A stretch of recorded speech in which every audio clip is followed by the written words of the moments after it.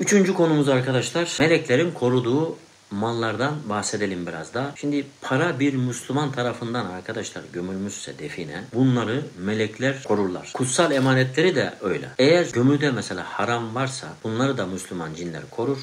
Bu parayı gömen insanın soyundan birisi bu tılsımı bozmaktadır arkadaşlar. Fakat o soydan bir insan eğer ki hala hayatta ve sağ ise tabii, bir başkası bunu alamaz. Evet dostlar, biraz da tılsım yapılarak gömülen definelerden bahsedeceğim sizlere. Tılsımları yalnız o tılsımı bekleyen cin Müslüman ise sizin okuduğunuz Kur'an-ı Kerim'e saygı duyuyor arkadaşlar. Şöyle söyleyeyim, Hristiyan ise okunan İncil'e saygı duyar. Çünkü tabi olduğu kitap odur. Size izin verir arkadaşlar. Eğer bunlar zıt ise, yani siz Müslüman o Hristiyan ise hiçbir şekilde o defineyi alamazsınız. Peki gizli ilimler ve havas kitaplarının faydası var mı mesela bu konulara? Buradaki bilgiler sadece Müslüman cinler içindir. Gayrimüslim bir cine arkadaşlar okunduğunda etki etmez. Eğer etseydi bütün cinler Müslüman olurdu belki de Bunlarla anlaşıp irtibat kuran insanların pazarlıkla anlaşabilme yöntemleridir. Ya da onların dinini öğrenip zoraki alınmasıdır. Defineyi arkadaşlar bekleyen cinler Müslümansa eğer önce abdest almak, 7 ayrı kağıda Ayetül Kürsi'yi yazıp bu kağıtları tespit edilen noktaya yerleştirmek için işin ehli kimseler gerekiyor arkadaşlar. Herkes bunu yapamaz. Bu işlemler yapıldıktan sonra işin ehli 7 tur definenin böyle olduğu bölgeye daire çizecek, bir kapı bırakacak. Çalışma esnasında kimsenin konuşmaması gerekiyor. Bakın bunu unutmayın. 21 Nas, 7 Ayetül Kürsi, 3 İhlas ve 1 Fatiha okunacak arkadaşlar. Hristiyan cinlerin sahip olduğu tespit ediliyorsa İncil'den ayetler ve papazların ayin esnasında yaktığı tütsü yakılarak çıkartılabilir. Papaz ve İncil yok ise arkadaşlar, ki günümüzde her yer papaz kaynıyor, kazan kişiler, defineyi kazan kişiler bu ilme, bu sırra vakıf olmaları gerekiyor. Para büyüyle koyulduysa arkadaşlar cimentu bühür tutsusu yakılır arkadaşlar. Eğer para dinsizler tarafından, yani kafirler tarafından konmuş ise tek yöntem savaşmaktır, zorla almaktır. Oradaki cinlerin sayısını öğrenip 3-4 kat cine sahip hoca ile böyle çalışılmalıdır. Yahudi ve diğer dinlere tabi olan cinler için Hristiyanlıkta yapılan işlemlerin aynısı uygulanır. Cin padişahları veya askerleri tarafından korunan hazineler ise arkadaşlar hiçbir zaman çıkartılamaz. O paraların Mehdi, yani Resul'ün yeryüzüne ininceye kadar korunacağına söz verilmiştir. Çünkü o bölgede kazı yapanların arkadaşlar hayati tehlikesi vardır. Bir diğer konudan bahsedelim biraz da arkadaşlar. Şimdi kazıda duyulan sesler ve böyle görüntüler. Kazıda arkadaşlar kazıyı yapan, kazan kişiler neden korkuyorlarsa gördüğü cisim ona göre değişir. Örneğin insan yılandan korkuyorsa yılan mesela. Akrepten korkuyorsa akrep. İki kişinin de korkuları farklı ise aynı cisim korktukları şekle bürünür. Burasının büyülü olduğunun işaret eder aslında. Bunu anlayan anlar. Bu şekilde garipliklerle karşılaşıp buranın büyülü, yani burada garip bir durumun olduğunu anlamayacak kadar aptal olunmayacağını düşünüyorum şahsen ben. Gerçi vardır anlamayanlar ama açgözlükten. Görünen cismi orada kesmek, öldürmek gereklidir arkadaşlar. Evet arkadaşlar, şöyle bir şey söyleyeyim. Bir diğer konumuza gelelim istiyorsanız. Cinler neden bize görüntü şeklinde böyle ya da ses yollarlar? Cinler orada beklemekten sıkılmış, size şifre veriyordur. 6-7 metrede kurbağa, yılan vesaire çıkabilir mesela. Bu çıkan hayvanı altına dönüştürürseniz büyük parayı çıkartabilirsiniz. Çıkan cisimler arkadaşlar en fazla 40 gün içinde altına dönüştürülmelidir. Bakın, dönüştürülemez ise ilk çıktığı yere geri döner. Eğer hızla kaçan varlıklara dönüşmüşse, mesela örnek veriyorum sinek, arı vesaire bu gibi şeyler, bu varlıkları hemen öldürürseniz hemen altına dönüşecektir arkadaşlar. Kaçanlar ise o parayı gömen insanın soyundan olan eve gidecektir. Eğer 7 gün içinde buhur ve ayin yapılmazsa bir daha alınamaz. Eğer o parayı gömen kişinin soyunun evi 7 günden böyle daha fazla ulaşılabileceği gibi böyle bir uzak bir yerdeyse tütsü ve diğer işlemleri yapmakla onları geri getiremezsiniz. 24 saat içinde yapmak en iyisidir, bunu unutmayın. Şimdi unutulmamalıdır ki arkadaşlar, cinler insan zekasının ancak %10'u kadar böyle bir zekaya sahiptirler. İnsanlar düşündükleri zaman beyinlerimizde böyle bir enerji dışarıya renkli ışıklar olarak yansır. Bunu bazı hayvanlar ve cinler görür. Cinlerin insanları yönlendirmesi ise işte bu zamanda olur. Hani bu ana da zaten gaflet anı diyoruz. Bu gaflet anında olur. Örneğin mesela sabah evden markete ekmek almaya falan gittiniz. Daha sonra marketi geçtiğinizi fark ediyorsunuz böyle birden. Ve ekmek alacağınız aklınıza geliyor. İşte bu an gaflet anı diyelim bu anı. Bu gibi anda. Bu anda insanları yönlendirirler. İnsanlardan üstün oldukları güç sadece budur. Cinleri uzaklaştırmak ve bölgedeki büyüyü bozmak için yapılması gerekenlerden bahsedelim istiyorsanız arkadaşlar biraz da. Şimdi madde madde bunları da söyleyelim. Birincisi şu. Kazılacak yere 6 köşeli yıldız çizmek ve ortası kazılınca büyünün ve cinlerin kayboldukları biliniyor arkadaşlar. İkinci maddemiz. 7 adet yeşil sedir. 2 taş arasında dövülür arkadaşlar. 2 litre suya konulup üzerine 7 ayetel kürsi, kafirun, İhlas, Felek ve Nas sureleri okunur ve bölgeye serpilir. Üçüncü maddemiz Yunus suresi 81-82, Taha suresi 69. Araf suresi 118-122 ayetleri bir tabak suya okunur ve bu bölgeye serpilirse büyü bozulur. Dördüncü maddemiz 21 Yasin suresini bölgede okumak etkili olacağını düşünüyorum. Etkili olur arkadaşlar. Şimdi 5. maddemiz başka bir çözüm. Fatiha, Ayetel Kürsi, İhlas, Felek ve Nas surelerini 70 kere o bölgede okumak. 6. maddemiz başka bir çözüm arkadaşlar. Defne yaprağının tütsü olarak yakılması ve 7 İhlas okunması arkadaşlar. Bunları denememiz gerekiyor. 7. başlığımız arkadaşlar başka bir çözüm yolu. Beyyine suresinin bir tabağa okunup arkadaşlar bölgeye serpilmesi. 8. madde başka bir çözüm yolu olarak bunu da görebiliriz. 33 defa Fatiha suresi okuması arkadaşlar. 9. maddemiz en zor olan tılsımlar arkadaşlar. Büyü ve cinleri temizlemek için 789 kere Besmele, 70 Fatiha, 41 Yasin, 2200 kere Felek ve Nas sureleri, 41 kere Cin suresi arkadaşlar, bir kere Fetih suresi, bir kere Taha okunur arkadaşlar. Evet, biraz da arkadaşlar cinlerden bahsedelim. Biraz hızlı geçelim, uzamasın videomuz. Cinin insanı çarpması ve bedenine yani içine girmesinin sebepleri nelerdir? Biraz da ondan bahsedelim. Şimdi birincisi arkadaşlar, cin insanlardan herhangi bir böyle bir erkek veya kadına aşık olmuştur. Sebebi budur. Birincisi. İkincisi, insan cine eziyet etmiştir. Ya bilmeyerek onların üzerine işte örnek veriyorum affedersiniz işemiştir ya da işte sıcak su dökmüştür veya bir şey yapmıştır bu gibi. Bir şekilde eziyet etmiştir. Üçüncüsü arkadaşlar, cinlerin zalim mesela kendilerinin zaten zalimliğindendir. Yani yapılarındandır belki özellikle yapılmıştır. Hiç sebepsiz yere insan da hani şu zayıf halleri görünce musallat olurlar. Birincisi çok böyle şiddetli bir şekilde kızmak. Çok şiddetli bir şekilde korkmak mesela. Çok şiddetli bir şekilde işte Allahu Celle Celaluhu'ndan gafil olmak. Çok şehvetli olmak mesela. Hani size böyle tasallut olabilecekleri anları söylüyor. İnsanın cinlerden kendini koruması konusu nasıl olur? Biraz da o konudan bahsedelim. Birincisi her zaman Allahu Teala'ya sığınılıp Allah'a yönelmek, özellikle tuvalete, hamama ve benzeri yerlere gidince besmele çekmek cinlerin hasedinden korunmada faydalı olur. Bunu unutmayın. İkincisi yılan, akrep, siyah köpek ve siyah kediye zarar vermemek arkadaşlar. Ha şunu da söyleyeyim, yılan, akrep, siyah köpeği öldürmeniz gerekirse eğer ki inşallah gerekmez, hani yaralı bırakmamak gerekiyor. Bunu da unutmayın. Üçüncüsü kırlarda böyle dağlarda, bayırlarda, enhalarda, tenhalarda deliklere işememek arkadaşlar. Bakın anlatabiliyor muyum? Dördüncüsü insan belki o anda okunacak sureleri, duaları, ayetleri bilmeyebilir ama en azından bildiği ne varsa onları gerektiği gibi okuma usulleriyle insanın manevi kalenin içine girmesi gerekiyor. Okuyup cinlerden korunmak, onların hile ve böyle çarpmalarından emin olmak için temel esastır ki sen İslam'ı muhafaza edersen İslam da seni muhafaza eder. Bunu unutma. Allahu Teala'ya arkadaşlar sonsuz hamdü senalar olsun. Önce benim ayağımı ve bütün Müslümanların ayağını İslam yolunda sabit kılsın. İnşallah. Amin diyelim arkadaşlar. Diğer konumuza geçelim. İnsanın kendisini koruması nasıl olur? 1. Allah'a sığınmak arkadaşlar ve Allah'ı çok zikretmek ki bu en sağlam kaledir arkadaşlar. Bu kale misalidir. İçine giren düşmanın şerrinden emin olur. Buna emin olun arkadaşlar. 2. Kur'an'ın en büyük ayetlerinden olan Ayetel Kürsi'yi 5 vakit namazdan sonra okumak. Efendimiz sallallahu aleyhi ve sellem kim Ayetel Kürsi'yi gece okursa Allahu Teala onu gece bütün musibetlerden muhafaza eder. Şeytan da ona yaklaşamaz buyurmuştur. Bunu unutmayın. Bir hadiste ise arkadaşlar kim Süre-i Bakara'nın sonunu okursa Allahu Teala o gece bütün kötülüklere karşı okuyanı muhafaza eder demiştir ve ona Allah kafi gelir buyurmuştur arkadaşlar. Kim sabah ve akşam namazından sonra Ayetel Kürsi, İhlas, Felek ve Nas surelerini 3 defa, süreyi Hasr'ın sonunu bir defa okursa o gün insana sihir tesir etmez arkadaşlar. Önemli bir not düşeyim. Bu arada arkadaşlar Ayetel Kürsi cinlerin şerrinden korunmak için büyük bir kaledir. Duvarları çok kalın bir kaledir arkadaşlar. Bunu asla unutmayın.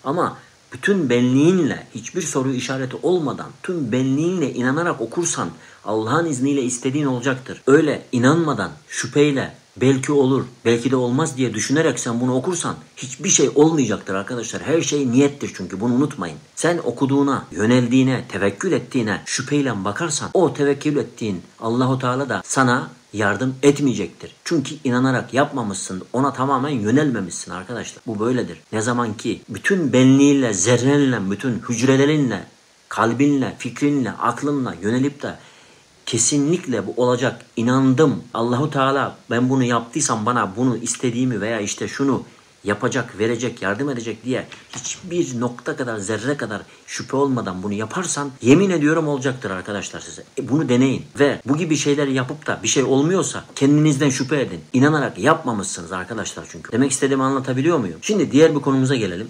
Cinler görünür mü konusunda biraz da o konuyu açalım sizler. Cinin varlığı Kur'an ve sünnet ile böyle apaçık belirtilmiştir. Cinin varlığını inkar eden İslam dinini ve Kur'an'ı inkar etmiş oluyor. Öyle kabul edilir arkadaşlar. Çünkü her şey orada da yazılıyor, bellidir. Cinlerin tam olarak kendi şekillerinde görünmesi imkansızdır. Ancak farklı şekillere bürünerek görünebilirler. Kendi şekilleriyle hiçbir zaman görünmedikleri Kur'an ayetlerinde açıkça belirtilmiştir. Ben gerçek suretlerini çok merak ediyorum şahsen. Neden gerçek suretleriyle görünmezler cinler mesela? Genelde kara kedi, yılan ve işte oğlak şeklinde görünürler. Farklı suretlerde mesela görünürler. Tabi bu duruma göre değişir. Ormanda gezerken mesela oğlak olarak görünebilirken mesela define kazarken yılan, akrep, kurbağa biraz da işte daha sık böyle karşılaşılan görünmelerdir mesela. Cinler insanlara göründüğü gibi arkadaşlar insan beynine nüfuz ederek onu hasta veya böyle deli yapabilirler. Cinlerin musallat olduğu insanlar Sara hastasına benzer. Hareketler yapar böyle o tarz hastalık gibi mesela. Doktora giden hasta mesela doktor tarafından Sara hastası teşhisi koyuluyor. Fakat beyin filmi mesela örnek veriyorum çekildiğinde beyinde herhangi bir şey gözükmez. Hasta tıpkı Sara hastası gibi bayılır. Ağzından işte köpükler çıkar, kendini sıkar, bazen böyle dilini ısırır, yüzü morarır, aynı hedefe bakarak böyle hastalığın geçmesini bekler falan. Şimdi sizlere bu hastalığın bir kısmının arkadaşlar cinlerden olduğuna Bakara suresinin mesela 275. ayetini delil olarak verelim. Faiz yiyenler ancak şeytanın dokunup çarptığı kimsenin kalktığı gibi kalkarlar diyor mesela. Bakara 275. Cinler insanların sadece beyinlerine değil el ayak gibi diğer uzuvlarına da girebilirler arkadaşlar. Girdiği uzuv arkadaşlar sürekli ağrı ve böyle sancı yapar. Doktora gider, çekilen filmlerde hiçbir belirti çıkmaz. Doktor sizi geri gönderir ki zaten günümüzde neredeyse hemen hemen her doktor ölecek olsan da bir şeyin yok deyip geçiştiriyor. İyileri hariç tabii. Onlara laf etmiş olmayalım. Özellikle define bulan bir kimse arkadaşlar cinleri peşine takmışsa zenginliğin tadını çıkaramaz. Aile ve arkadaş kavgaları ile hayatı tümüyle mahvolur. Halüsinasyon mesela. Gerçek durumlardan bahsedelim biraz da arkadaşlar şimdi sizlere. Kazıda baskı altında yapılan işten verim azlığı nedeniyle halüsinasyonlar arkadaşlar hissettiğiniz olgular mesela. Gerçekten hani yaşadığını sandığınız ve definecilerin %99'unun inandığı olaylar karşımıza çıktığında çok fazla abartırsınız. Hepimiz abartırız. Olmayan olayları mesela, görünmeyen nesneleri, yaşanmamış anları yaşamış gibi davranması definecilerin böyle doğal genel özellikleridir arkadaşlar. Bu olaylar genelde gece geç saatlerde karanlıkta yorgun kazı çalışmalarında ve böyle kaçak kazı esnasında görülürler. Gündüz kazıları ve yasal kazılarda bu olaylar çok böyle ender olur. Çok ender görülür. Ve arkadaşlar gerçekte olmayıp da özel durumlarda karşılaşılan olaylar nelerdir? Biraz da ondan bahsedelim. Onları kısaca özetleyelim. Bu olaylar genelde kazı anında ortaya çıkarlar veya öyle hissedilir arkadaşlar. Her kazıda bu olayların olacağı düşünülemez arkadaşlar. Ender kazılarda böyle ortaya çıkarlar. Genelde sakin, sessiz ve ıssız ortamdaki kazılarda meydana gelir. Birinci, hedef bölge kazılmaya başlanıldığında çok şiddetli rüzgar esmeye başlayabilir arkadaşlar. Bu fırtına şekline bile görülebilir. Yani fırtına gibi de olabilir. İkinci, hedef bölge kazılmaya başlanıldığında yağmur yağabilir arkadaşlar. Şiddetli yağmurla sel gelebilir arkadaşlar. Ama bu yağmurlar uzun sürmezler. Size olmadı mı hiç anında çok güzel havayken birden havanın bozduğu? Üçüncü, topraktan çıkarılan heykel gibi doğal varlıklar canlanabilir, hareket edebilir. Yani onun gibi görünebilirler.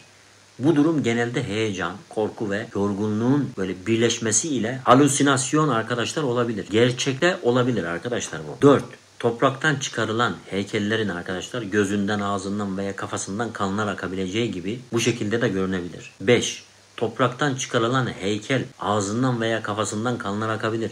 Gözleri açılıp kapanabilir mesela. Öyle görebilirsiniz arkadaşlar. 6. Kazı yapılan yerden yılan çıkabilir. Bu durum doğal sayılabilir ama hani bazıları halüsinasyon olabilir arkadaşlar. 7. Çıkan define sandık arkadaşlar, mesela örnek veriyorum. Küp mesela, kazının içinden arılar, kurbağalar, yılanlar, koç görüntüleri vesaire umulmayacak şeyler çıkabilir. Bu durumda kazıya ara verip iyice dinlenip sakin sakin düşünüldükten sonra nelerin yapılacağına, nelerin yapılmayacağına karar vereceksiniz. 8. Mezardan inilti ve sesler gelebilir. Konuşmalar duyulabilir. Bu durum genelde mağara ve mezarlıklarda yapılan kazılarda ortaya çıkar. 9 arkadaşlar. 9. madde olarak söyleyelim. Kazılan yerden ayak, el veya böyle hayvan tırnak izi çıkabilir. Burada siz definecilere bir şeyler anlatılmak istenebilir. Olaylar tekrar gözden geçirilip, durumları böyle tekrar bir gözden geçirilip, sakin sakin düşünülüp, titizlikle incelenmelidir arkadaşlar. 10. madde olarak, şimdi kazı yapılan bölgede aniden böyle sakallı bir derviş, hoca, papaz halüsinasyonları böyle görülebilir. Yani her gördüğünüze de derviş demeyin. Yani arkadaşlar, günümüzde dervişlerin sayısı çok. Her sakal bırakan, her gözyaşıyla ağlayıp Allah Allah diyen kendini derviş sanıyor zaten. Sonra da milleti çarpıp soluğu başka ülkelerde alıyorlar. Siz de çarpılmayın yani. O yüzden diyorum. Neyse, konuyu dağıtmayalım. Böyle durumlarda arkadaşlar kazıya son verilmesinde psikolojik açıdan ve sağlık açısından fayda olacağını düşünüyorum, şahsi fikrim. Bana inanan varsa, benim dediğimi dinleyen varsa kar edecektir. Üzülmeyecektir. 11. Kazı yapılan yerden içi kül dolu bir küp çıkabilir arkadaşlar. Küpü mutlaka gündüz açıp incelemeli ve olayı iyi araştırmada böyle fayda vardır. Bunu da unutmayın. 12. İçi boş küp, kazan, bakraç, testi, sandık vesaire çıkabilir. Bunlar bir iz ve işaret olabilir arkadaşlar. Ancak definenin kendisi de olabilir. 13. Kazılan yerden ateş çıkabilir. 14. Arkadaşlar, kazılan yerden harita, iz, işaret, heykel, figürler, keçi, köpek, ok, yılan, kazan, küp, kılıç, ağaç çıkabilir.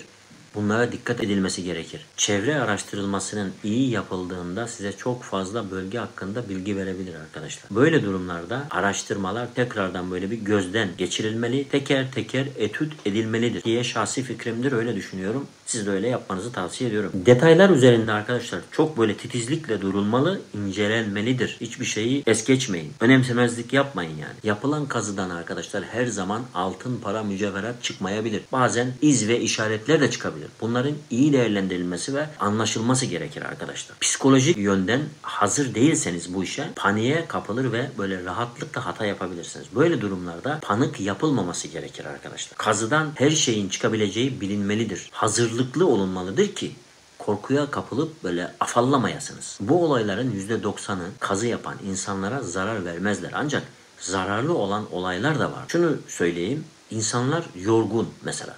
Uykusuz, problemli, karanlıkta kazı yaparken böyle durumlarla fazla karşılaşırlar arkadaşlar. Doğruluğu, yanlışlığı, gerçekliği, sahteliği defineciye ve diğer insanlara göre değişkenlik gösterebiliyor. Psikolojik olarak rahat değilseniz, normal zamanda olan, söylenen, yapılan her şey size çok büyük gelir arkadaşlar. Mesela kazıya çıkmadan önce bütün problemleri şöyle farz edelim ki bir emanetçi var. O emanetçiye böyle bırakarak sadece elinize anahtarınızı, gerekenleri alıp gidilmelidir ki böyle durumlarda başarı daha yüksek olacaktır. Daha sağlıklı düşünerek böyle karar verilecektir arkadaşlar. Bu kadar problemin aşılmasında diğer taraftan en önemli etken yapılacak kazının izin alınarak yasal yollardan yapılmasıdır. Tabii bu izin konusuna arkadaşlar gücü yetmeyenlere diyecek bir lafım yok. Çünkü Hani yapacaklarını yine yapacaklar. Ne dersem diyeyim faydası olmayacağına ben eminim.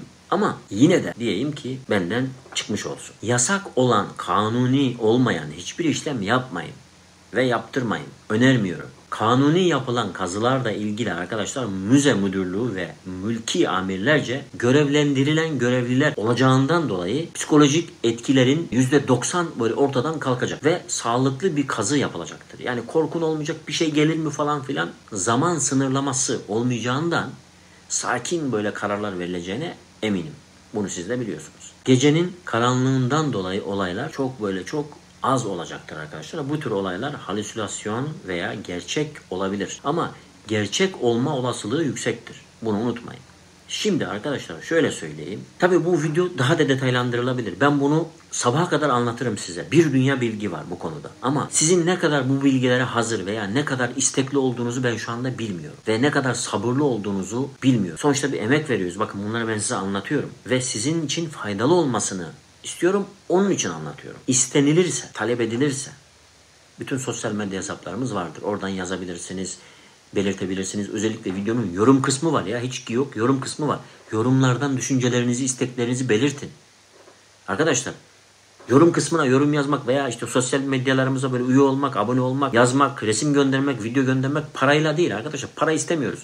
İşiniz olsun, gittiğiniz zaman gülerek, sevinerek evinize gelin diye çaba gösteriyorum. Anlatabildim mi? Benim dediğimi dinleyen kazanır arkadaşlar, o kadar diyorum. Ben öyle diğer kanallarda amacı sadece para kazanmak için video çeken yalandan çikolataları, parlak çikolataları girip de taşın altına koyup da bir dakika sonra girip onu altın buldum diye falan böyle işler yapıp para kazanma derdinde olan bir insan değil. Verdiğimiz bilgiler size fayda sağlıyorsa ne mutlu bana. Allah razı olsun dersiniz bana, benim için yeter arkadaşlar. Ama benim yapmış olduğum bu emeği, vermiş olduğum bu emeği gerçekten de sizler alın arkadaşlar. Ben bu emeği boşuna vermiş olmayayım. Birbirimize hakkımız geçmesin. Bu emeği ben size veriyorsam gerçekten bu emeği alın arkadaşlar ki benim vermiş olduğum emeğim yerine gelsin. Yoksa hakkım geçer size, bakın. Bunu söylüyorum bakın arkadaşlar. Görüşmek üzere diyorum arkadaşlar. Şimdilik bu kadar. Sizden yorumlardan, her taraftan böyle sosyal medyalardan yazabilirsiniz. Yine istediğiniz herhangi bir şey olursa ki ben e-mailden gelen olsun, yorumlardan gelen olsun soruları hepsini değerlendiriyorum ve videolaştırıp sizlerle cevaben paylaşıyorum. Elimden geldiğince sizlere fayda sağlaması için elimden geleni yapıyorum arkadaşlar. Sonuçta bak ben de insanım ve inanın ben de çok yoğunum. Bu yoğunluğumun arasında siz sırf sizlerin işine yarasın diye, gittiğiniz zaman eliniz boş dönmeyin diye çaba sarf ediyorum. Benim hakkımın geçmemesini istiyorsanız videolarımı dinleyin, vermiş olduğum bilgileri kafanıza sokun arkadaşlar. O kadar. Onu istiyorum. Başka bir şey istemiyorum. Bana demiyorum ki şuraya para gönder, bana şöyle para ver. Paranızı istemiyorum arkadaşlar. Verdiğim bilgileri alın, gidin, eliniz boş eve dönmeyin, sevinerek dönün. Benim istediğim bu. Görüşmek üzere diyorum arkadaşlar. Allah'a emanet olun. Hoşça kalın.